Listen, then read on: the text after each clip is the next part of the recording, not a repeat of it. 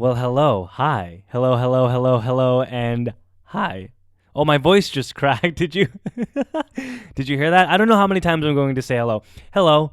I am so happy that you're here. I am so glad that you're listening, and hopefully on the other end you are smiling right now. Because if you're happy and if you are smiling, God damn it, you make me smile too. That's right. But I want to say this. This just came into my mind right now. If you're not smiling and if you're not happy, it's fucking okay. It's okay if you're not, fucking skipping on the yellow brick road. I don't know what the fuck, but if you're not happy, it's okay. If you're sad and you have mascara, let those motherfucking tears and that mascara stream down your face. Okay? If you are angry and you're frustrated, go out for a run. Take a stick and go to a tree and just hit it over and over again. Go to a rage room. Go open up a journal and just write down your thoughts like, I am really angry. Maybe you live near a boxing gym. Take those gloves on and just fucking pound away, man. If you're anxious, if you're nervous, just say it. Just say it. Just say it. I am anxious. I am nervous. Feel those feelings. As long as you're not hurting anybody or anyone or yourself, let those feelings out. Okay? Because if you bottle that in, I know, holy shit, people are going to get hurt. I remember back in the day where I would be so frustrated and angry, but I would always hold it in because I always wanted to be that happy-go-lucky individual. And then sooner or later, I would just implode. And I ruined and said some stuff to people that I absolutely adored in my support system. And I fucked up those relationships. And so what I'm saying is, if you're fucking sad right now, fucking cry. All right? And dude, if you see someone crying, let them cry for a second, okay? I'm just thinking, like, we live in this society sometimes where, people come in and they go right away. This is the first thing they say when you're fucking crying, like, everything's gonna be okay. Look at the fucking silver lining. You're so lucky. It's like, wait a second, okay? We'll get there in a second, but let that fucking person cry. Most of the time, when people are breaking down, when they're angry, when they're in the moment of anti-bliss, they don't want to be fucking fixed. They just want to be heard and they want to be held and they want to be given a hug. And then once they are calm, bing bada boom, ladies and gentlemen, boys and girls, life is fucking beautiful because they'll be able to see that light. But I will say this is the kind of the motto that I have right now when people are like breaking down and I'm hearing them out. I go like, I hear you. And if they're looking for advice right away and they're not that calm, I go, hey, listen. All I can say right now is I don't know if it will get better. I don't know if it'll get better. But what I do know is if you're able to express your feelings, there will be people around you who you will know will be the greatest support system that you'll ever have. Like in your moments of despair, especially if you're not hurting anyone, there will be people there for you. And those are the people that I'm not saying that you can rely on and depend on because that's a whole nother issue within itself. But these are people that you can at least lean on. I have no idea where this rant came from. I haven't even introduced myself. Basically, if you have fucking mascara, go cry. Hello, everyone. My name is Jonathan Guarano, and welcome to another episode of Spill the Pho. That's PHO. What is this podcast about? Well, in the first 5 minutes of this podcast, I usually vent some top of mind stuff that just comes inside my mind, and I just go for it. And then I have a conversation with someone. They come on board. We have a conversation with them, and we go on a little tangent. They give us tips about their career. Like this person today, she's a comedian, and she's so fucking funny. And then the goal is for us to open each other's hearts and our souls and our minds, so therefore they can spill their feelings, their emotions, and their thoughts to y'all, hence Spill the Pho. Now, this person, her name is Lydia Keating or Lydialoo. She's fucking fantastic. Oh my God, a little quick. This is how I met her. Boom, I go inside the back room of this comedy club. There she is, this 20-something-year-old woman, fucking wearing, skater jeans, right? A white t-shirt. I don't know what else she was wearing. If she was wearing a backwards hat that had colors on it and like a 90s windbreaker that also had colors on it, I'd be like, that makes fucking sense. That looks like a motherfucking skateboarder, yo. Anyway, a lot of the comedians that I hang out with talk about her often because she's brilliant. But I will say this. I mean, in this episode, we talk about race and so many beautiful things. But I fucked up, y'all. I fucked up, and I'm going to admit it. I'm going to fucking admit it. Usually when I bring a person in for a conversation, we have like a 50-50 conversation. I feel like in this motherfucking conversation, I spoke 80% of the time. And this was like something that I've been trying to work with, and I totally fucked up in this one. But Lydia, I want you back.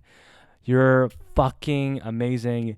And I'm excited. She's great. She's wonderful. And here we go. Lydia Keating. Hopefully I said that right. Lydialoo121. Follow her on Instagram. Follow me on Instagram. Do Good Jonathan. Wow. Look how motherfucking conceited I am. Spill the pho. Highlights. Jesus. That's the other Instagram username. Anyway. No, but on a serious note, I was re-listening to this podcast and I was really fucking disappointed in myself. But still, great conversation. Wow. Isn't that a great way to start? Like, hey, thank you so much. I love you. And here she is. Easily. Lydia Keating. Bring this down if you want. See? Hello, hello, hello, hello, hello, hello, hello, hello. What's the perfect speed? Like this right here? Yeah, I feel like this is good. This is good for you? Yeah. Is it good for you? Oh, you know what I'm saying? Wait, is this my water? I didn't bring a water glass. Wait, were you saying that because of COVID stuff? No, I don't know. Oh, okay. Just in case I use this water because I want to make sure that you're not going to. I care about you. I get the royal treatment. Yeah, dude, of course. Yeah, I didn't bring my own water glass. No. Well, I didn't know what you wanted. No, when I said bring water. Oh, like my own water bottle. And then also, that would make more sense. I make sure that everyone is elevated higher than me, which is really good. Oh, it's like kind of a power play. Yeah, it's a power play for you. Oh, so yeah. I'm like, looking down on you. Yeah, that's exactly. Everyone looks down on me.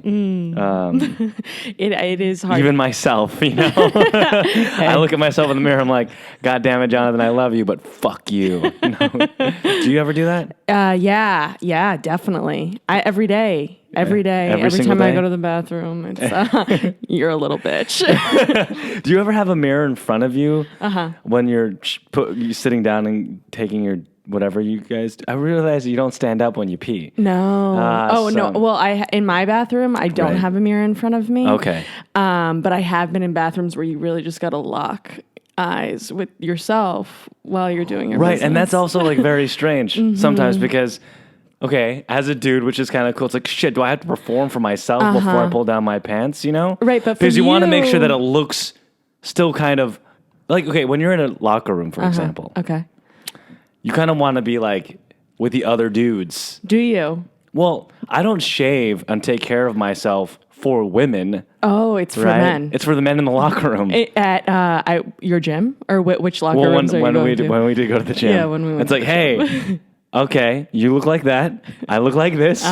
We're okay. Right. So when someone has like a big bush in the locker room, is there judgment? There isn't. Or is it like a power move?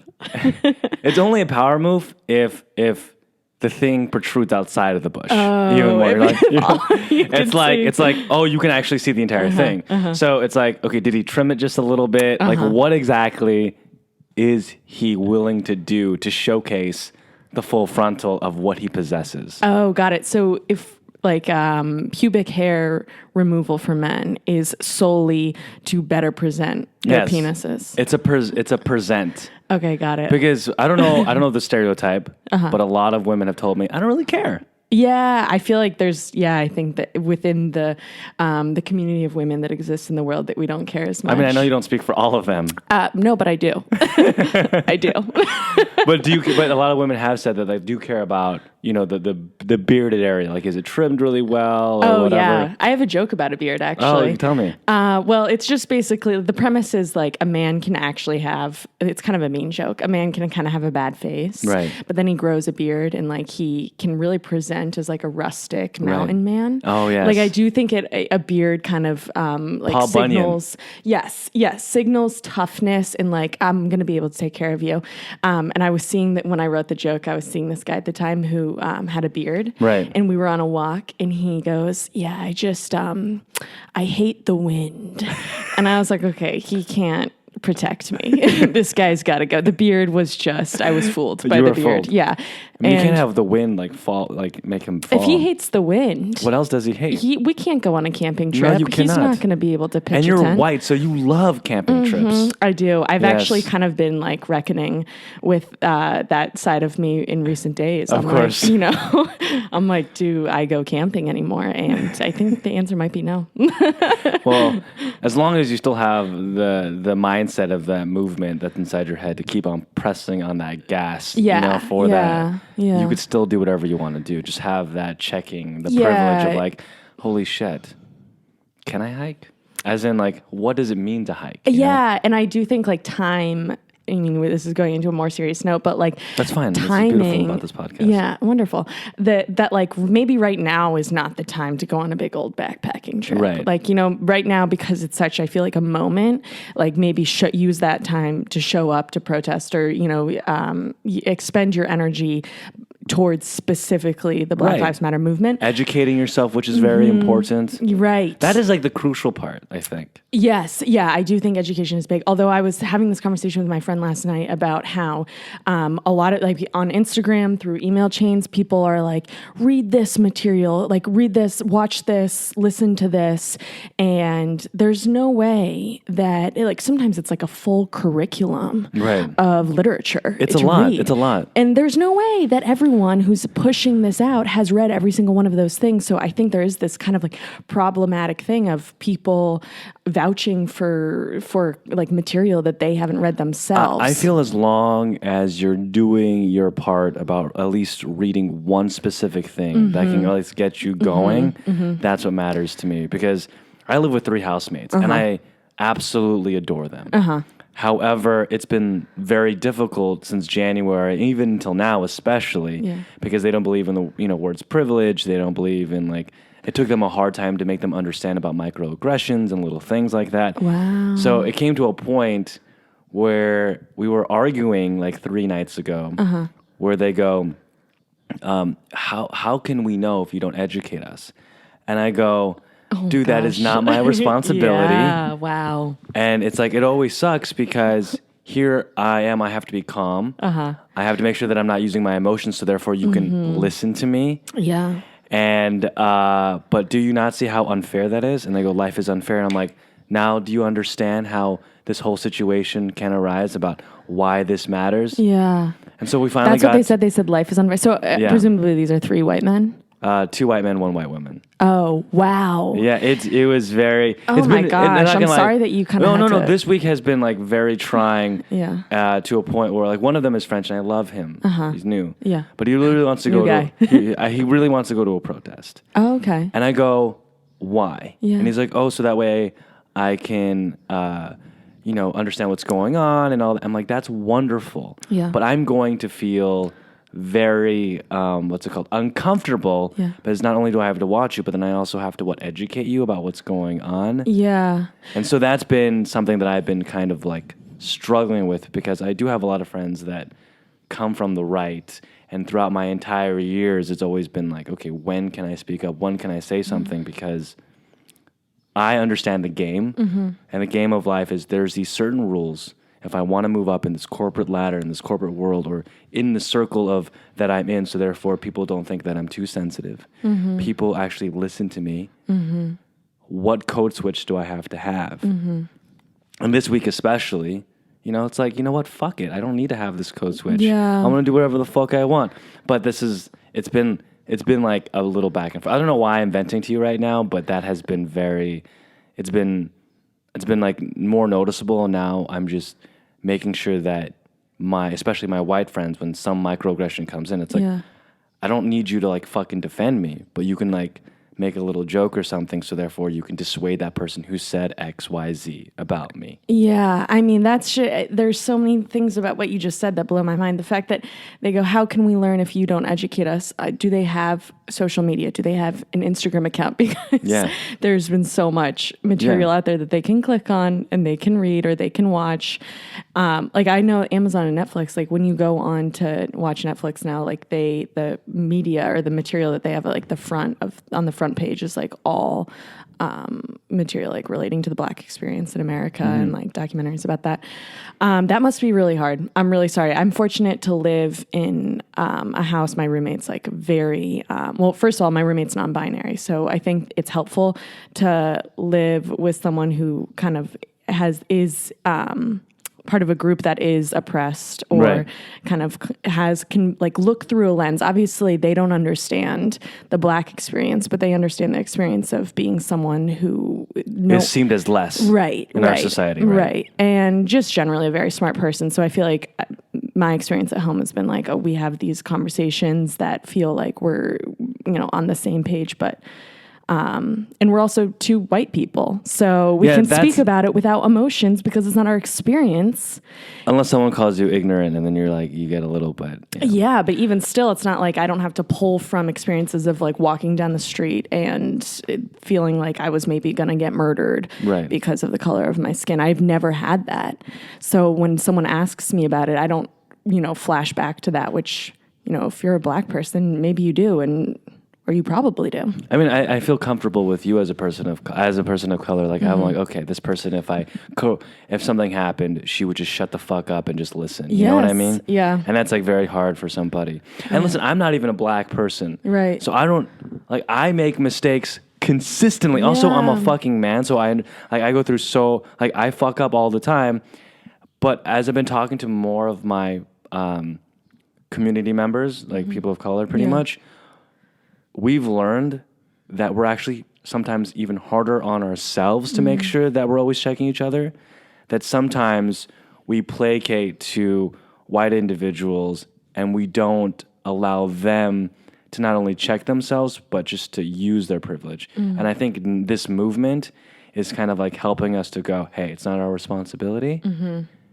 And let's be as tough on these quote unquote allies as we are tough within ourselves. Yeah, interesting. I've seen a lot of white allies, they just like break down and cry for like their guilt or whatever, and I'm like, oh my God, do I have to console you right now? No one wants to. Does that make sense? Yeah. I mean, I've seen some white friends like they're talking about how tired they are and how sorry they are and how guilty they are, crying on their Instagram stories, and I'm like, maybe shut the fuck up. It's not the time to be crying, and But then it makes it about you. Yeah, it makes it about you, and I think like those emotions. It's like, yeah, this is an extremely emotional time, but it is not the time for us to listen to your white tears and care about it. I do think because obviously in our life, I mean, I'm 25, and so I feel like I've seen now like different iterations of the Black Lives Matter movement. 2012 after Eric Garner. At my school, there was a racist incident, and that erupted. Like I was a sophomore at the time, and from then on, there was like big marches and always, I think, an ongoing dialogue for the rest of my college experience about how race plays into. What happened, by the way? So it was kind of a confluence of a few things. So the big thing was, so I went to Yale, and we have these, and I didn't want to say this because now it seems like I'm just flexing on your podcast. No, I want you to flex. But I need. No wonder you're so dope. You're just a fucking nerd, dude. I am a nerd, and I want, but I'm reason, talking to someone who went to Yale, but I don't know. I think she just ghosted me. Oh no, maybe I know her. I probably do. She's 28. Is she in LA? Yeah. She's 28, but that means we must have had some overlap. Although, you know what? Even if I did know her, which I don't, I probably would be like, I would probably play dumb because one time, this is now a tangent, and I do want to finish my story about but this is the beauty of this. Right. the first time, obviously LA is like everyone has a podcast or so many people are doing podcasts. I was seeing this guy in LA I wasn't seeing him. He asked me out and I rejected him because I have a complicated love life. Of course. And then I was like, interested in his podcast, listened to an episode. On the podcast, he straight up reads, I rejected him via text. He reads the texts. And he literally says my name. He goes, Lydia, where are you? And then he reads my text, spends probably like 10 minutes with his podcast bro roasting me. And I was like, wow. Funny. It was kind of funny, but I was like, this little shit. Okay, the reason why I had to flex about Yale is because, I would have just like not named my college, but Yale does have a specific system of like within the university are these things called colleges. Right. And there are head of colleges. And those are kind of like like when you're a student there, you go to your head of college. We used to call them our masters. Right. But that name, because masters is such a triggering word as it ties to slavery. It does. When I was there, they changed master to head of college. So one of the head of colleges, it was Halloween, and the above head of college is like the president of Yale. And the president of Yale, or the dean of students, sent out this email being like, as Halloween approaches, let's all remember that that like it's a time to be very sensitive about your costume, and please don't wear anything that appropriates any minority culture. Of course. So then, in response to this, the dean of students, who's kind of like right below the president of Yale, in response to that email from the dean of students, a head of college writes, and this person, it was actually the wife of the head of college. Okay, now this is getting too into the details, but basically this person was a professor of psychology at Yale and specifically studied childhood development. Right. And her kind of field of research was how pretend, making pretend and like dressing in costume is something that like is a way that children really explore their imaginations, and it's something that like adults kind of are like forbidden to do because it's just like not a normal thing to like start doing pretend games in costumes. So imagination time. Right. So she goes, well, actually Halloween is a wonderful time where adults are allowed to use their imaginations and dress up into costume. So please do not limit yourself.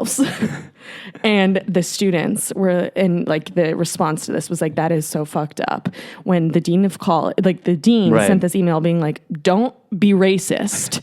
And then this head of college was like, maybe though, maybe try it out. Maybe. If it's good for your imagination, but why not? It's kind of smart how she did it in a way where she's like, hey, use imagination. But yes, that's kind of funny. Yeah, and guess what? They left. I mean, they got like death threats and everything. And like there was like New York Times articles about it. And now they're at Harvard. It. Now, yeah. But isn't that kind of sad? So also there's the other flip where like sometimes I'm like, all right, our side, like let's not do the death threats because it's going to push away and the people in the middle sometimes. It's counterintuitive. But I understand the emotion behind it. I understand where they're coming from. Yeah. Because holy shit, there's a lot of emotion and a lot of anger, and it's like, oh my God, they're going through so much, and then the person who's supposed to have their back suddenly goes, no. Yeah. So of course, like I totally get it. Right.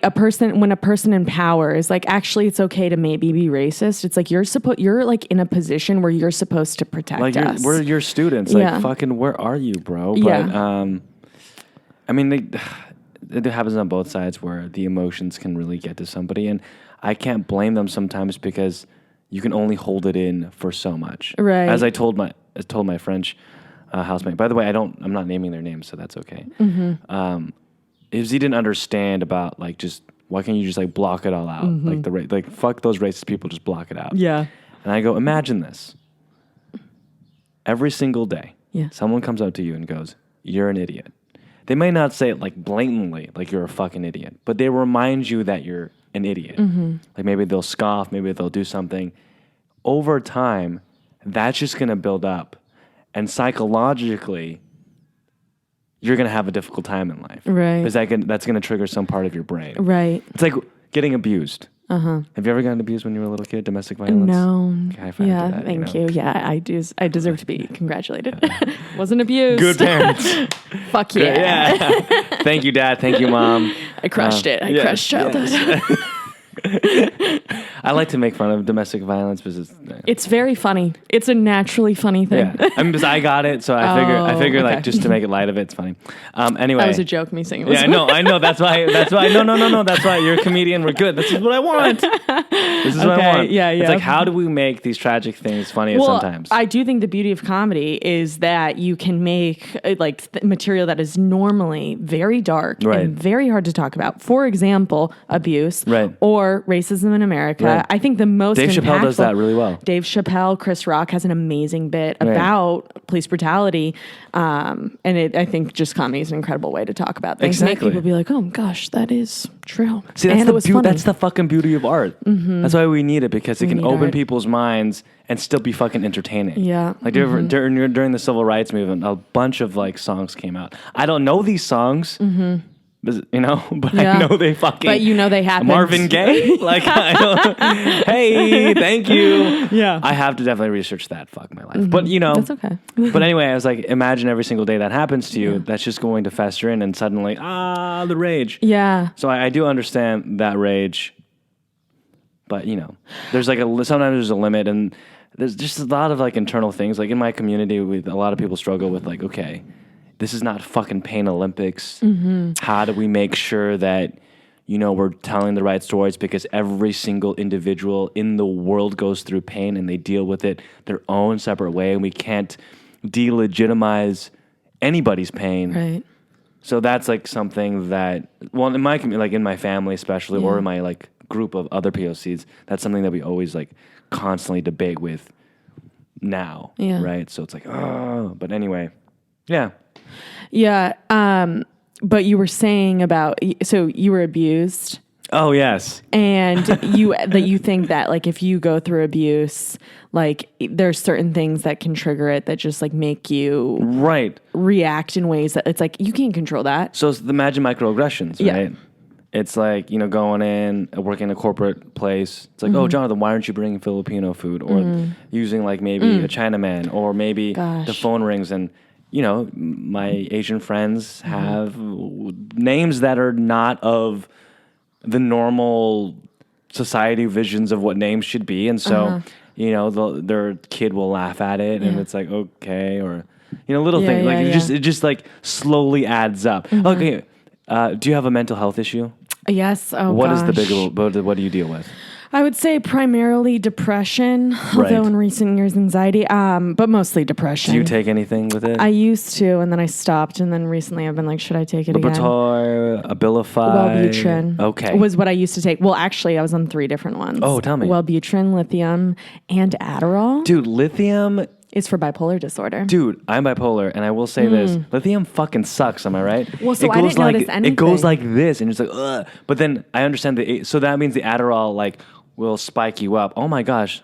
But that's why you have those 3. That makes sense. Yeah. I had a dark moment in quarantine recently. Right. Well, okay. But also the person who prescribed me that, she was an absolute quack. Okay. So, and that's part of why I was like, maybe I shouldn't be taking this medication. I had a therapist, or she was a psychiatrist. Right. Because she prescribed me this medication, who told me, she goes, because I kind of have a fraught relationship with my mom. Right. As we all do. Hey, yes. Mommy issues. Hey. She goes, well, there it was. I was trying to figure out where that issue came from. Mm-hmm. Yeah. She goes, we can't all choose our family, but I can be your mom. And I remember sitting on her couch. I would go to my sessions. By the way, great word, fraught. Yeah, thank you. SAT, Yale, guys.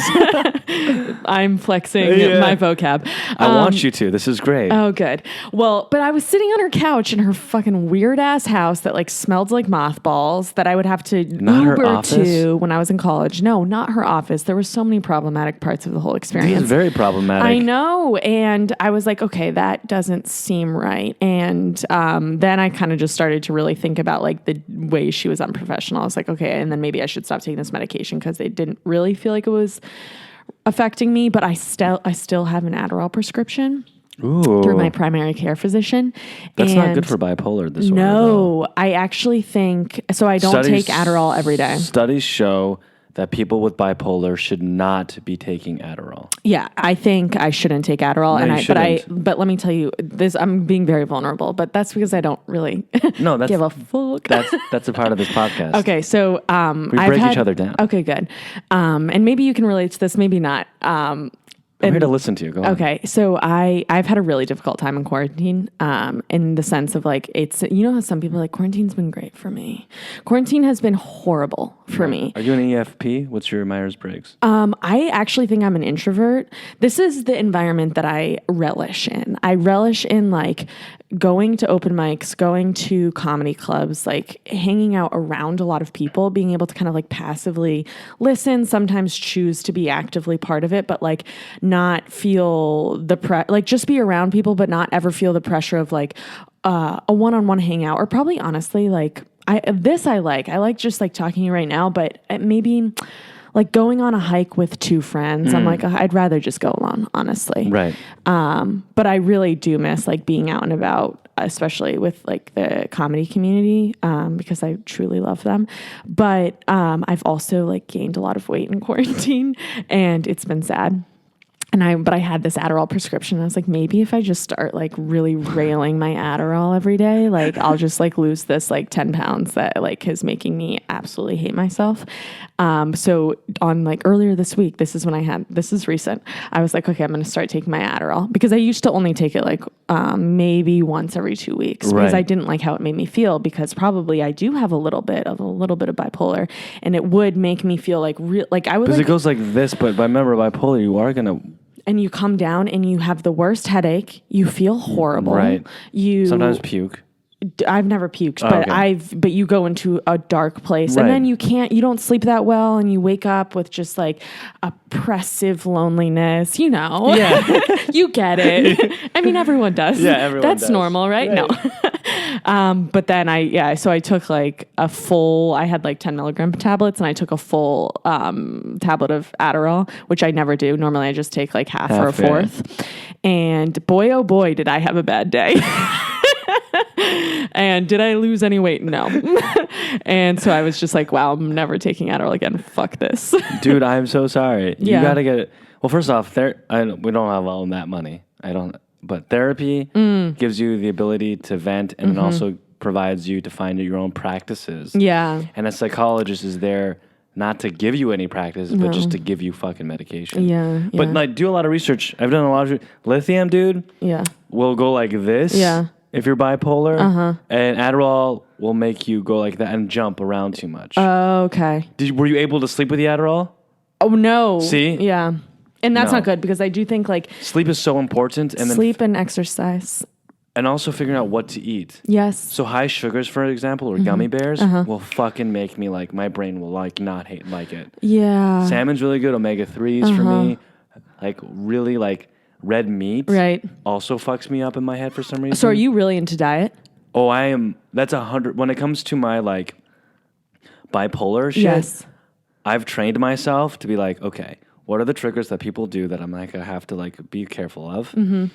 What time do I actually take my medication, because it makes me sleepy at certain times? And what food and what time am I eating this food? So therefore I can be like this. Sounds like you're pretty militant about it.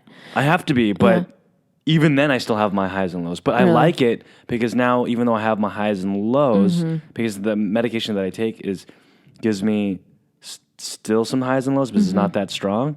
At least it's more controlled. Does that make sense? Yeah. So you have to find something that will at least, because, dude, being bipolar, that's you. Your highs is you. Yeah. Your lows is you. When people go, oh, you're just high right now. No, fuck you. That is you. That's who you are as a person. Right. So take it, love it, grasp it, hold it tight. Yeah. But you still want at least a little bit of control with it. Right. So when you take your meds, like try to figure out, or your diet or whatever, like, okay, try to figure out, okay, like what can at least make me a little bit have control with what I have. It's not about leveling your highs and lows. It's to me, this is my theory. It's about just like just be able to control it a little bit. I don't think I have like the natural highs and lows as much. I mean, there are certain things that just make me feel so good, like the feeling after a run, or honestly, like anything to do with comedy, or like live stand up. But I don't have as much of like the dips. I feel like I sometimes go through periods of low lows, but I wish I had the counterparts of high highs. Oh my God, it's the best. I bet. Holy oh my shit. God, a manic episode. Give me. Okay. It's like if I'm having sex and I want a high, it's like 3 hours, you know? Wow. Okay, not 3 hours, but you get Really? what I mean? Wait, so does being on a high, you don't come as quickly? Is that a thing? Is that what you're saying? Well, no, I'm just like actually into the person. Oh, got it. When I'm on a low, it's like, I don't want to do this. Okay, just get like, and then she gets upset. It's like, why aren't you coming? Okay. And I'm like, but So when you're on a high, you have amazing sex. because I'm actually into the person. Oh, okay. I'm That's like, oh my big. God, this That's person. important. Oh, that is so important. Oh yeah, to like the person you're penetrating. Yes. Right. I have this resolution every year, and that is I'm only going to get involved with someone that I like. Okay. What I mean, get involved, have sex with someone that I like. That's a low bar. And what's really funny is I would always say that during a date, and for some reason, that was like the perfect pickup line for some reason to get there. And I was like, oh shit, this is so weird. Because I would say to a girl, like, listen, I'm only having sex with people that I like. And then like and then I guess something happens, and then we're like, oh my God. And I was like, holy shit, even though I'm telling the truth, this is a really good pickup line to get from like A to B. Hey, ladies love honesty. Yeah, but then but now you're using it. But I'm not being honest because I'm having sex with them and I don't like them. Does that make sense? Oh, so you were like, what? This is extremely effective at getting girls into bed, but it still is not effective in actually sleeping with people I like. Exactly. Oh, okay. So now I've kind of like... You're like, I discovered a power that I can't exploit. I cannot do that. Yeah. Cannot do that. How's the dating life, by the way, in quarantine before we get started with TikTok? Well, okay, so I have a long romance with my college boyfriend. Then we broke, and so we cute. moved actually to LA together when I first graduated. Colorado? Where are you from originally before you came from Boston. Connecticut? Okay. Boston, Mass. Where are you from originally? San Diego, and then I lived in San Francisco because I went to UC Berkeley for nice. forever. So I've been in San Francisco for a while. I love Berkeley. Dude. I Free love speech that movement. white crunchiness of Berkeley. What? Berkeley's crunch. I've never heard that before. Crunchy? Hippie? Like granola. Oh, yes. Okay, there you go. You're like, What the fuck? you're like, it's either really offensive. I don't know what she just said. I don't know, but that's why I had to like, no, I didn't know. Granola crunch. I just wanted to make sure that I was like, oh, okay, that makes sense. Yeah, like Birkenstocks. Right. It's better than and San flannels. Francisco. San Francisco is super white and super So racist. you think Berkeley's more diverse? Oakland is. Oakland, yeah. Is Oakland technically Berkeley? No, but it's like we're neighbors. Oh, Right okay, there. got it. I mean, I would explore Oakland, and I've learned so much from UC Berkeley. I came in, I loved, who's that guy that just got the Medal of Freedom? He was like a radio host. He's a piece of shit. Ira Glass. No, Ira Glass is great. Yeah, I know. This American Life. Yeah. Forget his name. Well, anyway, Okay. I came into UC Berkeley very, very staunch, like Republican. Wow. Yeah, San yeah. Diego, though, has that, don't they? Well, my father was, super Republican. I read like books on like, Ann Coulter was like one of my heroes. Ben Okay. Shapiro, like you fucking name it. Fox News was like Interesting. playing in my house a lot. Wow. Yeah. So super, like, but what it made me it was so good because when I came to UC Berkeley, my eyes opened up a little bit. How did your father feel about you going to UC Berkeley? Well, It's that's a long story. Yeah. Well, he wasn't in my life by the time I went to UC Berkeley. Oh, okay. But he that was the only college that I applied to in California, and I applied to only 4 other schools outside. But that's where I wanted to go, not because it was liberal, but because it was so far away. But I didn't even understand how great of the school it was. Amazing school. Oh my God, I learned so much. Yeah. College is important because it teaches you how to learn. Also, that community of people. Like if I want to borrow money right now, hey. No. Yeah. Okay, that's a little joke, but for reals. Yeah. As in, you feel like the alumni base, you would be able to like find some money. Dude. Yeah, in my network, people have each other's back. Also, a lot of the people that I've met, granted, not everything about UC Berkeley is super liberal, but it's so diverse with organizations and how vocal people are because, I believe that people that go to UC Berkeley are fucking crazy in their own little world of whatever they believe in. So there's so many things that you can dive into and get a full course about what someone's belief is. Yeah. Like our political system, we have this student body that is totally autonomous from the university. And that in itself is very, very like aggressive with their beliefs. Like it's because the money that the senators of that student body is able to utilize, they can create scholarships with it, they can have events with it, and the administration, because it's autonomous, can actually not do anything sometimes with it. Like I created a scholarship. That's how fucking great UC Berkeley is. Wow. Long story short, I learned so fucking much. Yeah. Did you, and you graduated? I graduated, but coming in, I graduated early. Fuck yeah. Oh. I'm flexing now, everyone. bitch. This is a flex podcast. By the way, when I say the word bitch, hopefully I apologize. No. I just like to say it as like a fun little like, hey. I used to be really triggered by it, like 2 years ago. And then, and my roommate, was constantly calling me a bitch. So now it's also like, So you're taking ownership of the word. I am. But if I'm being reclaiming offensive, it. let me know. Oh, I would tell you. Don't Okay. worry. I am a white woman and I will. Come on, Karen. I will be a Karen. But yeah, coming into UC Berkeley as a fucking Republican, I was just very fortunate that even my dorm mate, he was super Republican. But then on the other side, I had people on the way left. Right. And a lot of them. And I think I think I was like super privileged enough where I grew up in a household because I was homeschooled till 10th grade. Wow. Yeah. Oh my gosh. Have you talked about that on here? Yeah, it's okay. Okay. It's funny. I bet. Yeah. With an abusive father. Hey. Oh my God, so funny. I think I grew up in a household because how we educated ourselves. I didn't, I cheated all the time on the test because it was easy because I saw the answer books. But what helped me learn was like just reading books. Yeah.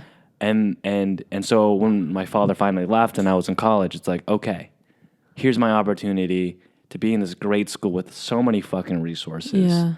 I'm just going to engulf myself. And I think coming in as someone that's from the right, now that in a way, thinking about the left and like progressiveness and privilege and et cetera, I can be more in the center, especially when I'm talking to people on the right. So I think in a way it allows you to have dialogues with people that you wouldn't. It's like a blessing it's a blessing. Also, I'm not really left.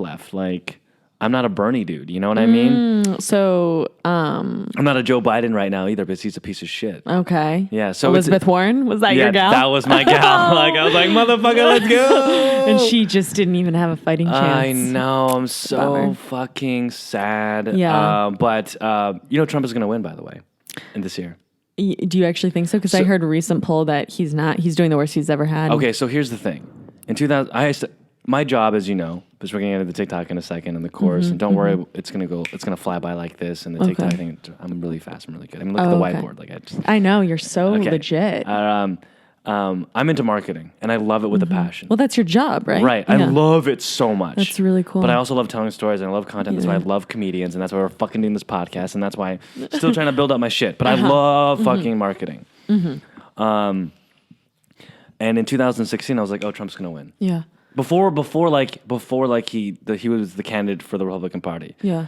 And because, listen, there's something called the exposure effect. Okay, in psychology and in marketing. The more you see something, regardless if it's positive or negative, you're going to have some sort of attachment to it. Yeah. Period. Yeah. And when Obama ran for president, he had landing pages. So he had an email funnel that was like beautiful. And at that time, no one was doing that. What Trump was doing was, how can I utilize social media to bring up my base even stronger? Because also in psychology, when someone disagrees with you and you put something down harshly, like, hey, you fucking suck, right? And so when you say to Trump, you fucking suck, that's basically what you're saying. You're actually making the supporters think, oh, wow, you're telling me that I suck, which makes me rise up even more. I mean, look at the protests right now. You're saying, hey, black people, you're less than. And that's rising people up for the better. Well, imagine doing that on the other side by saying, hey, you're fucking wrong in a very harsh way. Right. So I was like, okay. Then he's getting $2 billion worth of free press. He's using social media correctly. I'm like, dude, this guy is going to win. Yeah, I mean, a lot of people. He also, unfortunately, is very funny. And just the fact that he's funny gets publicity. And even if you hate Trump with every cell in your body, he said he just says stuff that it's like require like you're like, I can't believe he said that. Like, how can a president of the United States get away with that? And it's usually like there's a comedic undertone, and that's, circling back, the power of comedy. Well, not just that, it's also privilege, right? So it reminds you kind of that racist uncle that you have in your family, and you go, haha. Yeah, and you kind of let off the hook because you're like, right. He's never going to change. Right. Yeah. Oh, he has a good heart, but Yeah. whatever. Yeah. And that could be troublesome. So now, looking at this election of 2016, right? Sorry, 2020. Yeah. Holy shit, we're in 2020. Wow, I broke up with my girlfriend in 2015, so it's been a while. She's getting married. Anyway, don't worry, I'm fine with it. He's fine. It took me 3 years to get over her. We were together for 6 years, but not 3. I mean, 6 years, yeah, that makes sense. It took you 3 years to get over her. But not getting over her like I want to get back together. Getting over her in the fact that I still thinking like what is she gonna think if I sleep with this person, or what is she gonna think if I make this move? You know what I mean? Who broke up with who? I basically at 4 a.m. in the morning looked at her and I said, "Wait a second, do you love me?" And I already knew the answer. And she was like, And you had been dating for 6 years. yeah. And she started breaking down and crying. And she's like, "I didn't want to hurt you, but I don't love you the way that I used to." And then held her, and then she cried on my thing, and I'm like, "Oh my God, this fucking person who I love so much, I want to cry too, but I can't." And then we have the most passionate sex that you can ever imagine. Wow. Everything came out Yeah. Yeah. And then she woke up the next day and she's like, "I still want to get together with you." And I'm like, "No, that's just the sex." And so that night, then as I'm dropping off her to work, I look at her and I'm like, "Hey, see that over there? That's the North Star. No matter what happens, if you believe in love is the North Star that you get towards it, and everything will be okay. However, at this time, you need to be your own North Star, and I need to be my own North Star." Whoa. But I do have a question. Did you grow in our relationship? And Yeah. she goes everything that I am, everything that I've become, and everywhere I want to go is because of you. Whoa. So that was Gosh, that gives me goosebumps. I know. So I was like, oh shit. So after she said that, I was like, fuck. And then she left, and then I was like, fuck. And then so for the next 2, 3, and then also her family was still texting me sometimes and calling me. Yeah, you become close with the fam. I was trying to ignore them, "Oh, thank you so much for taking care of her all." And it's fuck. Mm-hmm. So I would always think okay, am I making the right decisions? She's granted we started dating other people and stuff, but I'm hopefully she's not judging me. And now that took me over 3 years, and then something happened, 2.5 years in after the breakup, and I was like, okay, and that really. What was the thing? Or do you know what I'm talking about? She Venmo'd me, charged me some money, and put me on a monthly payment plan. It's a long story. Wait, what? She was like, "You owe me money, and I'm putting you on a payment plan." So I was on a high, and right before the breakup too, which I forgot to say, is that I told her that, "Hey, I owe you $6,000 because I don't know, I said $1,000 for each year because every time I slept over at your place, I owe you rent," or What? Why did you say that? I don't know. I was on a fucking high, okay? Wait, and so you were just because of the time that I've slept at your place? Slept at your place, eating when you treated me out at some times. But I'm presuming that you paid for her meals sometimes too, Oh my God, right? I'm not going to tell you how much money I spent on her. Holy shit. So you were on a high, you were feeling very philanthropic maybe, and you were like, "I owe you $6,000. It's my fault. It's my fault. I'm still going. But then 2.5 years later, she followed up on it. I saw a Venmo charge and I was like, "Oh shit!" And listen, I can't blame her for that. Are you fucking kidding me? Yes, you can blame her. No, I can't. No, it's not. Are you kidding me? Why? I was the one that put myself in that fucking position. Yeah, but if she knew you, she would know, okay, maybe he's on a high right now and this doesn't make sense. No, dude. Right? No, I can't. It's an internal debate back and forth.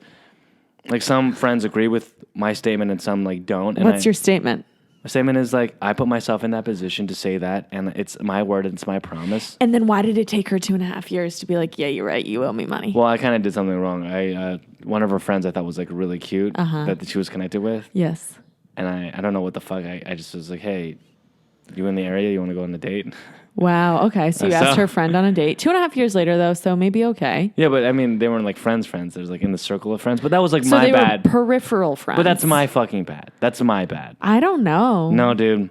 It's maybe I'm not trying to flex or anything, but it's it's a very complicated gray area. You know? Okay. Yeah. You know? Yeah. And it's like a way to like cleanse my soul if I did anything as like a bad boyfriend. Oh, okay. 'Cause So out of the it actually made you feel better to give her money? Right. And I haven't paid her fully after like so many months. I was like, wait a second, what the fuck am I doing? Yeah. And that really helped me like get over it because now I'm like, I don't care what she thinks. Because now it's anger. No. No? There's no anger, there's no hate, because if I have any sort of feelings for her in any which way, I have feelings for her. Yeah. And I don't want to have any feelings. So she's completely irrelevant in my life. Right. Okay. I just want her to be happy, and so what? Right? Right. So, That's really nice. I mean, it took me 3 years to get to How that long? conclusion. You broke up 3 years ago? Whoops, I have to. You broke up 3 years ago? Yeah, so it took me time to figure that out. Wow. Yeah. So it's only been 6 months of freedom. No, it's been, no. I broke up with her in 2015. So, but I got over it 2018, so it's been 2 years. Oh, okay. That's when I found, like, I just gotta be honest. Yeah. So that, I mean, but it took me a lot of growth to get to that point. Like, sometimes there's anger, sometimes there's depression, sometimes there's happiness, sometimes there's the make-believe of, like, hope she's happy. But now she's just completely irrelevant, and it's not a bad thing. It's just like, hey, I don't want to have any feelings, and I don't care what she thinks of me anymore. That took How so do you know she's long. getting married? Someone told me. But you don't like follow her on any. No, I blocked her on social media and everything. Yeah. Not because, just from my mental health, because I have an addiction of Instagram and social media problems. Even though I help creators and brands grow their socials, it's like I don't like to be on it. Yeah, no, it's like a dark place. Yeah, and I can't believe when my friend told me, I was like, dude, why the fuck did you just tell me this? Yeah, it's. I don't know. Maybe that's a lie, but I know that what he told me was like, oh yeah, she's traveling in the world and with him, and they're going to get married or whatever. And I was like, okay, well, dude, we're having a conversation about like guitar lessons right now. Why the fuck are you telling? But it's like, but that's how I know. And I learned that like I think a year ago. Mm-hmm. So, but whatever. It's a great story. If you think about it, it's a great conversation thing. Like later down the line. Yeah, to talk about with your new lover. Or just friends, like what we're just doing right now. Yeah, or just friends. Doesn't it? Or it does like the debate, you know? Yeah. So she just doesn't live in LA. No. She, I don't know where she lives. I don't know if it's in Oakland, San Francisco, or just county. You met in it's Berkeley. She went to Berkeley. Yeah. So, but I don't. Was she liberal or Republican? Oh, she was Republican. She came from OC. Okay. So you met her. Were you part of like a Republican group, a student Republican group? Okay. They had those at Yale.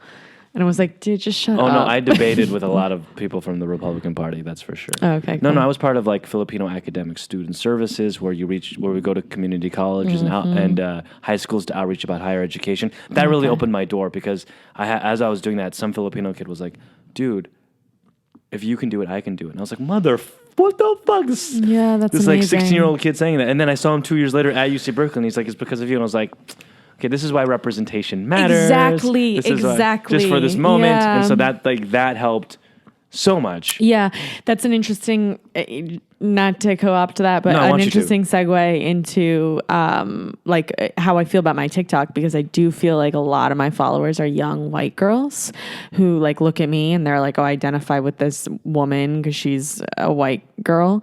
And that's why I was like, I think given everything that's going on, it's like, okay, it's not really my place to say anything or be super loud about Black Lives Matter, but also like I do think, it's maybe a little corny, but like silence is violence. And right, like it is a moment. This is like, if anything, people of color, the thing I've heard them say is like, speak up. If you're white, say something. Yeah, use your fucking privilege, Lydia. Use your privileged voice. And I was like, okay, this is the first time ever that I've had like an actual following of any sort. I have 70,000 followers, like minuscule. Thank you. Minuscule compared to like, people have millions of followers on TikTok, Instagram, whatever. Dude, every follower counts. Thank you. Yeah. But I do think a lot of my followers are young white girls. And I'm like, who knows what kind of homes they're growing up in? Who knows what they're hearing? But like, I personally just don't think Black Lives Matter should be like, it just is crazy to me that it's a partisan issue. It's like, this is truly just about like people getting unjustly murdered by police officers, the people who are supposed to protect them. Over-policed, incarcerated longer than most. Systemic injustice, like that shouldn't be partisan. And yet somehow it is. And well, look at Bush. George Bush gave a little amazing speech about BLM. So recently? Yeah, June 2nd, 2020. Oh, I was need like, to watch I'm going to it. send that to every Republican friend that I know. Whoa. Okay, I'm going to have to watch. It's a read. It's a 3-paragraph statement. It's amazing. Okay, I can't read, so. Just kidding. I went to Yale, but I gotta wait. books. I just kind of like gave my 2 cents in sections. No, and I just think like they maybe see my like young white girl followers maybe see like a little bit of themselves in me just because I look like them. Yeah. Representation. Yeah, when that you helps see so someone much. who looks like you doing something, like you're like, oh, I can do that. I can, or it just seems more accessible. So, which is why I think white people should be speaking up, because like, I don't know if this is true, but like maybe you're more, as a white person, if you're like, don't know what's going on, you don't know what resources to go to, you're more likely to listen to someone who looks like you than maybe a person of color. It's just a safe space. Yeah, you're like, There's okay, this person. there's less of a code switch. Yep, totally. So. Anyway, last thing before we get started with TikTok. Okay. How do we get into why comedy? Like, you graduated from, what did you study in Yale? Can I guess? Yeah. English or economics? Wow. No, those are both cool, but no, I studied cognitive science. Okay, that's dope as fuck as well. Yeah. I was a woman in STEM. Thank you. Yeah. Hey, what's your name? Carly Kloss. Yes, woman in STEM. Women in STEM. I did. I studied cog sci. Actually, I wrote my thesis on implicit bias and suppression and rebound effects, which is basically. I love rebound effects. Yeah, it's like, so if for those listening who don't know, rebound effects are when you have like a thought, maybe it's a dark thought that you don't want to have, so you suppress, and then it like comes out in your behavior in bigger, more insidious, dramatic ways. So people would argue that police brutality is like police maybe have this racism that exists on a subconscious level. They don't want to address it because maybe they feel ashamed to even have those thoughts. They suppress. And then in moments where they're not even able to use their conscious thinking, like when there's like violence or, some sort of moment where they have to have fast action, they are trigger happy against people of color and black and brown bodies. And remember, it's not all police officers. We're just saying the institution of the police system. Correct. So that throughout that culture, it just brings that out. Anyway, correct. That was just one example. If there happened to be a racist police officer. Right. I love this. Right. Yeah. That was just my right side coming in to make sure that we're in the center. Okay. Yeah. And I'm glad I'm not the person who has to bring up the voice of the right side, because that wouldn't look good as a white blonde girl. I will be the like staunchly liberal, left-leaning, radical person in this podcast. So go on. Yeah. So I studied, but then you asked how I got into comedy. But then I was like, okay, I think I want to go into journalism. But then I was like, you know what? I was really obsessed, and I'm gonna just like, this might be hack, but I was really into the TV show Girls. Oh, I love that show. Mm-hmm. And that is an example of representation. I was seeing like, oh, these white liberal girls in New York City. Gentrification in New York City. Yeah. I was like, I'm Lena like that. Dunham. Yeah, Lena Dunham, who unfortunately I think suffers from a lot of mental illness. Yeah. But she's also like one of those like neo-white liberals that really needs to fucking educate herself a little bit more. Yeah, she said some problematic stuff. So many times. Yeah. And then when she does when she does become an ally and says the right thing, I'm just like, dude, you're doing it in such a way that just makes us look worse. Like performative and... Yeah. Anyway, go on. Sorry, but I do like Lena. Lena, if you're watching, I like you a lot. Dude, she's a good writer. Yeah, she's a good writer. And Girls is a phenomenal, I think, groundbreaking it's a TV great show. Yeah. It's a great show. So I loved that. And I was like, I think I want to write for TV. And at the time, my boyfriend at the time, who was referenced earlier, he had gotten a job in LA. And I was like, hey, I'm going to move to LA. And I worked at WME Talent Agency for a year. Yeah, thanks. And that they say that working at a talent agency is the grad school of the entertainment industry. I don't know if that's true, but I knew nothing about entertainment because obviously I didn't study it at all. So it was really educational, just like seeing how agents work. And then I went from WME, I've been working at a production company for 2 years. And our brand is elevating female voices of color, really. What's it called? The company's called La Train Train. Okay, never heard of it. Yeah, it's very, very small, but one of the TV shows we produce is Claws. Have you heard about it on TNT? No. Okay. Like I did this, like, no. Yeah. No. Yeah. It's great. But I don't really feel like I can talk about that much right now because it's my job. I don't know. No, okay, but the comedy thing. Oh, comedy. Yeah. Oh, okay. You right. Okay, so I was basically went through a period, probably my second year in LA, where I was like, my boyfriend had left, we'd broken up. Right, I like was kind of in a new friend group, but like, did I like them? I don't know. I was just like, who knows? I was living in Miracle Mile, which if you know LA is kind of like a sad, barren, like urban. Don't know where that is, but okay. Yeah, it's like it's close to the Grove, okay, but not in a. I don't know. I just didn't like it. I love the West Side and I love nature, or it's like the East Side's cool also because it's like also feels immersed in nature. Yes. Relevant. These are all relevant things to my comedy journey. So I was sad and I was like, okay, I want to be a writer. I was like working on a script and I was like, this is so deeply lonely. Yeah. And I'm like, and because I didn't study this and didn't have any formal training in it, I was like, do I even know if I'm funny? I say I want to write for a TV comedy and like I don't even know if I'm like. She's funny, by the way. If I'm funny. Well, thank you. So I was like, I'm going to go to an open mic.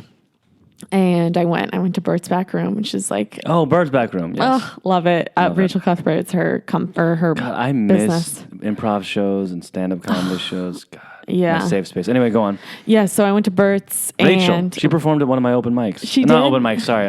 Events or shows, whatever they're called. Oh, really? Yeah. So I set up one. Okay, anyway, Rachel's a good friend. She's awesome. So, so I went to Bert's and, I was actually thinking about this on my walk, oddly, over here. I was like, you have to be somewhat delusional to, like, when your first open mic, no matter how, like, naturally funny you are, is going to go badly. Like, you're going to be unfunny. And people are so mean, too. Yeah, I mean, open, especially like as someone who then started to like be in the comedy community and be at open mics every day, and you kind of see fresh faces come in and out. Like when you're doing it every day, it's sometimes just like, ugh, this person who's never done comedy before, I have to listen to them for 5 minutes. But also it's like good for them for showing up and being there. But you're predisposed not to like the people who are like obviously like uncomfortable with the mic and like don't really know what they're doing. Don't like move the mic stand out of the way. Like, where's your body language going? And it's when you haven't done it before. So, but I must have been delusional to some extent because I was like, that didn't seem like it went that badly. I'm going to keep going back. And then it was probably like in and out for like a few weeks or for a few months rather. And then my friend was on a bringer show at the Comedy Store in the Belly Room and she couldn't do it. She had to like drop out like a week before. And I had been like going to an open mic maybe once a week, which is like, if you're doing comedy, an open mic once a week is like, nothing. It's not nearly enough. Like they say like 4 times a week when you're starting out. I mean, I would Minimum. try and go to open mics at least 2 mics a day and get like at least total 10 minutes total of stage time. Wait, you did 2 a day? Yeah, and I loved it. And but I also had like a very wonderful work schedule. I don't know if I should be saying this, where like technically I'd be on the clock and I'd be on my email, but I'd be at an open mic. So That's I'd be beautiful. like, it was gorgeous, stunning. So I then my friend texted me. She's like, "Oh, I know you do comedy," and she's like, "I can't do this Belly Room show. Do you want to take my spot?" And I was like, "Okay," because I kind of like have always approached life. It's like when given an opportunity, don't say no. Like look right now, bitch. Right now. Yeah, business you'll never feel ready. This is my first podcast. I'm like, I could have been like, oh, I don't know if I feel ready for that. I only have like, 200 listeners, so it's not a lot. Well, all 200 of you, follow you this. could do anything you want. What's your Instagram? Lydialoo121. Okay. But some people say Lydialoo12. And I'm like, obviously it's 1-2. It kind of rhymes. Yeah. Okay, so go on. So I did this Belly Room show. I was so nervous right before getting on stage. I was like, I can't. I gotta go. I can't do this. And I actually had the thought, I'm like, what is the consequence if I just left right now? I was so nervous. Oh, shit. But obviously I got on stage. And again, in my mind, I was like, that went okay. Yeah. But did it go okay? Who knows? And then from there, you were able to network yourself into... From there, that was the really big turning point where instead of going to an open mic once a week, that's when I started going like at least twice a day. That's what's so beautiful is that that propels you to do more. But also what I've learned about comedy, it's like once someone finds you funny, it's like, hey, can you do this show and this show and this show? And as long as you keep on saying yes, that will just like catapult you. Totally. And there's going to be some shows when you bomb, honestly. Yeah. Wait, do you do stand up? What? I didn't know if you did stand up. I did. Uh-huh. And then I realized it's like some people are just really good at stand-up. Yeah. And what I realized I'm really good is like improv. So Second City was like my home. Oh, cool. I actually took a class at Second City. Like that just fit. Like, look, we're doing the podcast. Yeah. And see how we're flowing is because I'm the type of person that really needs setups and jokes and to bounce energy off. I need the bounce. I'm a manic depressive extrovert. And so I need to feel that energy. And I'm like, okay, what is, and then I'm in marketing. So I'm always thinking like 3 steps ahead of like kind of like a funnel, if that makes sense, which is weird to say about life, but that's how I view it. Kind of like in a weird, like people are chess pieces. Yeah. For a setup, so that's why improv is so much easier for me, because I could just, okay, what are they going to say? Like, where's this going to lead? What can they say? All right, let's help each other out, because it's more like giving. Yeah. So like acting classes are really fun in that you're also giving. Yeah. But like improv is like, it allowed me to be, like, that's why I miss it so much. Yeah. I just want to get better at it, but it's like everything's closed. Are you in aren't they called improv troops? Yeah, I was just taking like Second City like beginner classes. Oh, okay, but then cool. And then slowly moving up. And I took a lot of improv classes in San Francisco. Oh, awesome. So, do they have Second City up there? No, they have they just have another. It's like it's called End Improv. Okay, and why didn't you do Groundlings? Isn't that like the creme of the creme?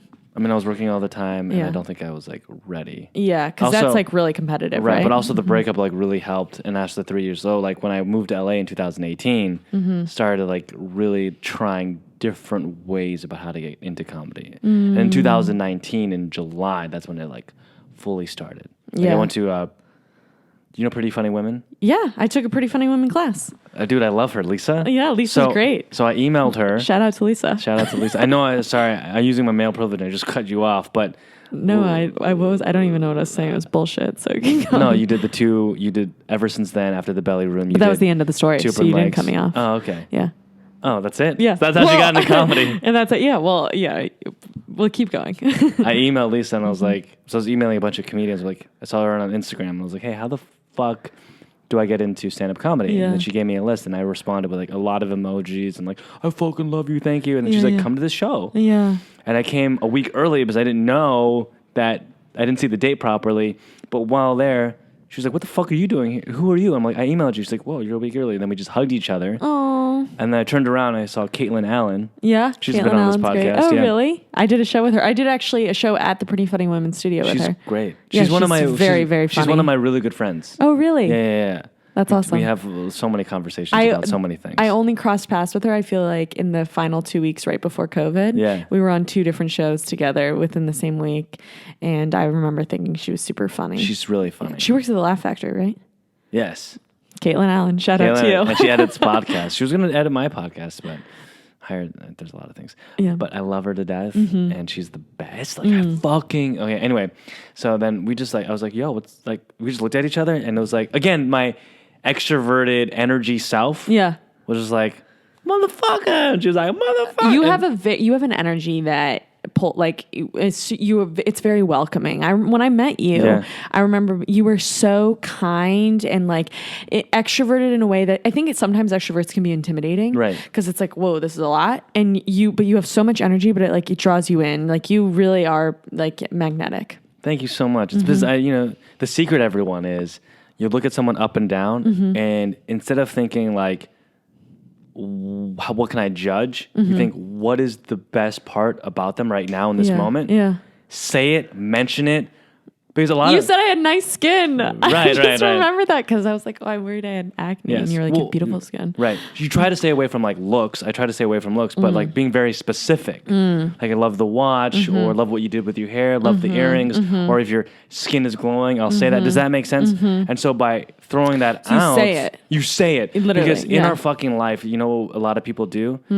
Kevin Hart said it very best. He said positivity is like not cool anymore, right? Or whatever. But my whole entire life, what I realized how to get through anybody is like talk shit in front of someone's face, talk great things behind their back, but also when you meet someone new or just in general, always try to find that one thing that you absolutely adore about them and just fucking say it. that opens up Right away. people remember, Yeah. and then we can go. And then the conversations that I love to have with people that are deep, especially when I'm meeting someone new, is not like, how are you? There's like 4 questions that like really help. Like if you call someone or whatever, where are you? So it makes them think about, especially in COVID, like, where are you? Like, I'm in my fucking home. Yeah, but yeah, like yeah. it makes them think something different. Yeah. 2, you have to talk about childhood stuff, so Yeah. everyone can remember. Like, hey, remember when we were 5 years old and blah blah blah. Yeah. Or you talk about sex, that really helps. Or you just talk about like relationships. And if you get to those 3 like right away after that positivity, people want to connect with you even more. Now I can manipulate them and use them wherever I want. I'm kidding. Yeah. Marketing. No, I'm just kidding. But do you get what I mean? Yeah. So like that's how I feel like most people. And it's also energy too. Yeah. So you provided a really good energy, and I feel like you. the comedic space, because Caitlin brought me in, like she brought me in, we went to the back, I met all the comedians, and then she Who didn't have. did you meet? Do you remember? Oh, just there's a lot of people that I met. There's so many fucking Yeah. love people, and because of her, then I started going to open mics, but she didn't have a car, so I would drive her sometimes to Irvine and different places. How long ago was this? Dude, this all started in June, July of 2019. Oh, okay. And so I would see her like 2, 3, 4 times a week pretty much, bringing her to shows, and we would have like deep conversations about not just life, but also comedy, and then like breaking each other with jokes and stuff. But it came to a point like I was working so much and I did open mics, and it just never, it didn't feel like, as she says, comedy was like a really good shoe for her. Like she just slipped it on, there was no rock and pebbles. Yeah. And for me, like I knew comedy had like really good, like the shoe fit, but stand-up comedy, there was like a tiny little pebble. Yeah. But I love that space so much. Yeah. Like Morgan Jay is one of my best friends in Los Angeles. He's amazing. He's amazing. Yeah. Met him in August at a show, and then I was with Caitlin Allen at another show, and he was there, and I was like, I came in, I'm like, dude, you're a fucking star. Yeah. He is a star. Yeah, I like doing that, by the way, as Yeah, well. Like when I see, because, okay. But do you say it to everyone? 'Cause No. He told me I was a star. No. Oh, yeah. Because this is, okay. I like to do it to people that are the unpopular, popular people. Oh. Does that make sense? Yeah. Because you, Lydia, Yeah. and also Morgan, and some other friends like Mia Finney, shout out, I love you, and Alan, who are actually really big, is that a lot of times society looks over them because they go, yes, this person's talented, but it's like, Yeah. But like, once they hit their groove, people will know who they are. Right. Does that make sense? Yeah. Like it's like You're the underdog that needs to be heard because you're a giver. That's the energy that I get from you. Yeah. And I feel like you are. You're an empathetic giver. I do care a lot about how people are feeling around me. Right. And I feel sometimes like too much. So I'm like, maybe they're not feeling like left out or maybe they're not feeling bad, but I'm like obsessed with the potential of them feeling bad that I like.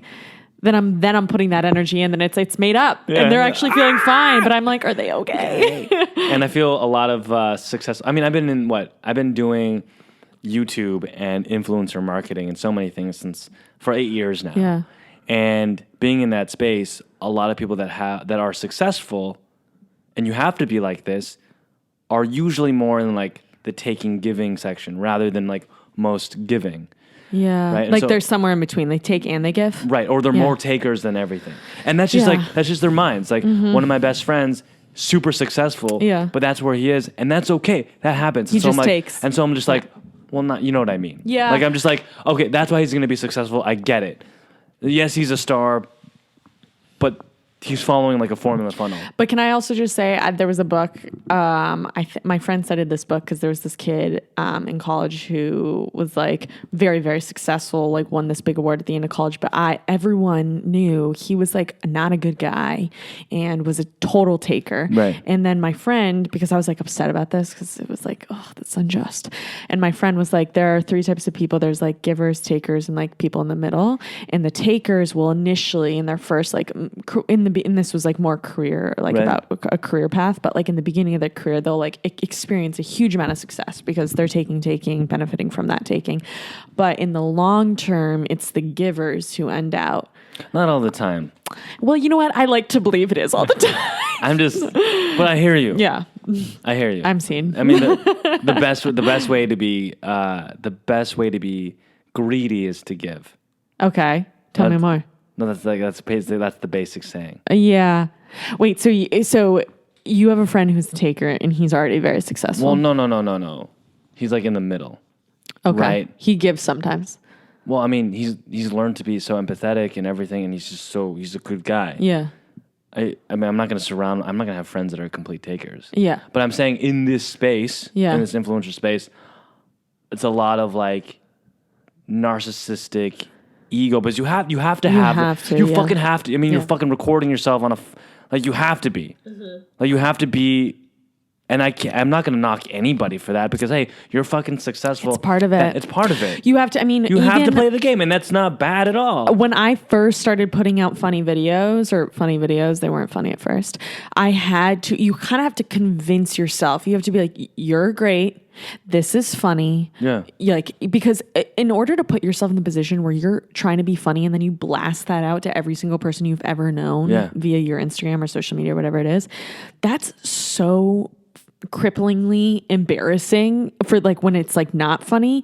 So you have to enter into a world of narcissism in your mind where you're like, I don't give a fuck, at least I'm doing something. And there's nothing wrong with that. Yeah. And so that's why when I see someone like you or Morgan or Alan or Mia, and I know that you're talented enough and you're slowly getting there, I like to say you're a fucking star, so that way you don't motherfucking give up. And that's so period. Nice. Yeah. There's some things that you need to change a little bit in your content to like explode a little bit more. I would love to hear. I don't know if you can tell me that. Not right now, but I mean, we all help each other out in this like community, and that's really great. Yeah. And so when I say that you're a fucking star, it's like you got to keep on going, because you're gonna hit your dipping point. You know what a dipping point is? No. Dipping point it's called the hockey stick growth. It's basically where startups. I get it. Like the shape of a hockey stick. Right. So you're posting a lot of consistent content, and then one will just hit. Yeah.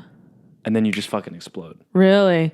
So right now, like. And so by saying, hey, you're a star. You're going to fucking do it. You're going to hit that one. You're going to hit it. Yeah. And you know, some people, their hockey stick growth is 3 years, 4 years, 10 years from now. And others is like, you know, in 3 months, whatever the fuck it is. And so I like because I feel like I can relate to the unpopular, popular people. And so like the people who aren't Instagram models. Like, dude, I've given up, and I've had viral videos too, and then I've given up because of self-doubt and stuff. And I'm like, fuck, why did I give up after this video got like 100 million views or whatever the fuck? Wow. And so that was a flex. Yeah, wait, what was this video about, and why haven't I seen it? So basically, surprising passengers with puppies on an Uber in 2016. And then so many Facebook pages like shared it. Yeah. And like Mashable gave me 10 million views out of it. Wow. George Takei. But anyway. And did you get any money from it? Or can you talk about that? I got money. I marketing, so I licensed it out correctly to make sure that it did get shared. And then I think like you knew what you were doing. That first week, I think I got like $3,000. Oh my God. Yeah. How do I do this? I need you. I mean, TikTok is kind of like difficult to get some money, but that's another conversation, which we'll be talking about soon, but we got to end soon. Okay. What were we talking about? We were talking about how like you like to tell people who are the underdogs that they're a star. Because you're a fucking star. Thanks. You're really talented. Once you came up on stage, there was just like, it was so good because you're still like new and fresh and green. And I hope, and as Morgan and I talk about you, we're like, I hope to God she never loses that. Oh, I like the sense of like, oh, she's new. The sense of like, you are loving it in a way where you're still coming from a different angle when it comes to the lens. Of how you're approaching the comedy. It's so interesting because that makes sense. Yeah. And that's actually really comforting to hear because like when you're beginning, and I've only really been doing comedy for, I guess, a year and a half. I mean, I'm counting COVID, but like obviously no comedy has been done during COVID. But that you feel this need to like one of the things that happens is like you kind of stop caring about like actually how you are as a comedian, but the respect of your fellow comedians, like that becomes like number one on the list versus like just being the funniest you can be. And like part of like feeling like you need getting the respect from other comedians is just kind of like being like blasé on stage and like having that sort of like classic comedian energy of like, I don't give a fuck. fuck. I'm kind of like, why am I here? Like, I'm just going to tell some jokes and be funny. Like, you know, that I don't give a fuck energy. And like, that is actually just like one type of way of doing comedy. Right. But it is the way of doing comedy that seems to be like respected among comedians. Right, because it like is. a different way, if you're like super, if you have like props or if you're like super energetic or smiley or whatever, it's like kind of considered hack unless it's done super, super well. But that's hack. Yeah. Also, if it follows like a certain formula, people get tired of that too. It's like, oh, bum, bum, bum. Here comes Lydia's punchline. But that's not you. Well, thank you for saying that's not me. But I guess I like at that when I met you, that first of all, I thought that show kind of went really weirdly. I feel like the audience was like, by the way, you know how I was filming everything? This bitch? Oh, you filmed it? I filmed your set. Oh my God. And it's in a really nice lens, yeah. I'm doing a whole documentary on Morgan Jay's week on life throughout the comedy scene. Oh, very And then cool. now because of COVID, like it'll end with him like doing a show. At the end of when COVID, when things open up? No, doing a show on live camera. Oh, Because it's like now we're here. Oh wait, and I also saw Morgan like released a special. Like he had like an online special. Did you film that? No, I didn't. But what I love about him is that he's like, I'm doing a minute a day on TikTok with it. And he's learning so much about the course that we're teaching and everything. Yeah. And we've just been helping each other out. He inspires me. I inspire him. And he's just fucking That's crushing awesome. So he's helping you design the course. it. No. Okay. No. But he's learning from the course you designed. No, we're always learning from each other. Oh, okay. Cool. But yeah. Yeah. But yeah, so the lens that you have is like different. And I just don't want you to lose that. And try if to that makes conform sense. to like what normal comedy is. I mean, Andrew Adolfo has this like really cool thing. He calls his comedy thing like in phases, kind of like the Marvel phases, right? Yeah. And he showed me this Evernote, and I can't wait to publish this in June. I'm gonna start publishing all these goddamn podcasts. I have so many. That I Oh, have you do? published. Yeah. But and I miss it. I love this so much. Yeah. He has like each phase, and Yeah. each phase he's learning different parts about how his comedy changes. Yeah. And so he's on the 7th phase, and he found something that just like works with him. Oh, that's amazing. He's been doing it for a while, right? Yeah, 8 years. Yeah. He's super funny. He's super funny. God, he just did a joke about like, yeah, so my girlfriend and I, during quarantine, we're watching, we watch porn now together. And you know what I realized? She doesn't like guys that look like me. That's good. It's so Wait, good. when did he do that bit? On your podcast? No, not on my podcast because that was before quarantine. Oh. Yeah, I'm not really Wait, but he wrote the joke about being in quarantine and watching porn with... Yeah, no, he did that during quarantine. Oh, so he did okay. it during one of those Zoom things. Zoom shows. Yeah, that's a really funny joke. I was like, okay, that's fucking genius. Yeah, that's good. But yeah, so you're a fucking star. Don't ever forget it. That's really nice. Lydia, where can people find you? Well, my Instagram is Lydialoo121. Lou spelled Loo. And my TikTok is Lydialoo121 because some bitch. I already had one too. And have a wonderful day. Bye.